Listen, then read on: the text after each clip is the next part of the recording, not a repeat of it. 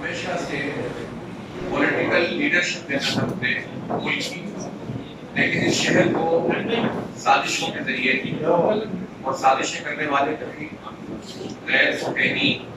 بین الاقوامی طاقتیں تو ہوتی ہی ہیں جو پاکستان کے دشمنوں کے لیے کراچی کو خراب کرنا سب سے برائٹ کا ہوتا ہے. لیکن جب تک اندرونی لوگ ملے ہوئے نہ جب تک قرآن طبقہ بین الاقوامی سامراجی طاقتوں کے ساتھ نہ ہو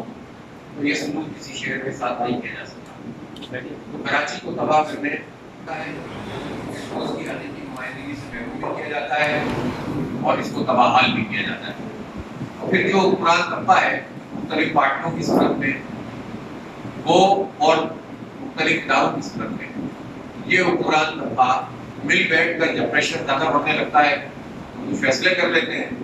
اور فیصلے کرنے کے بعد دوبارہ سے بات نہیں پوچھی جاتی، صرف اعلانات ہوتے ہیں اور اعلانات کے بعد دوبارہ ہمارا تو یہ اعلان کر کے گئے کہ ہم نے 1100 ارب روپے کراچی پہنچیں گے اور انہوں نے کہا کہ ہم اور پیپلز پارٹی اب ایک پیج پہ آ گئے. ظاہر ہے کہ جو میٹنگ ہوئی اس میں وہ کمانڈر صاحب بھی تشریف فرما تھے اور ایم کیو بھی تھی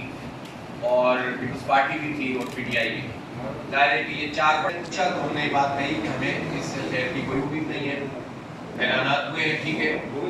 خوش ہو جائے ہو جائے گا. چند دن نہیں چند گھنٹوں میں یہ باتیں شروع ہو گئی. پیپلز پارٹی کہنے لگی کہ 800 ارب روپے کا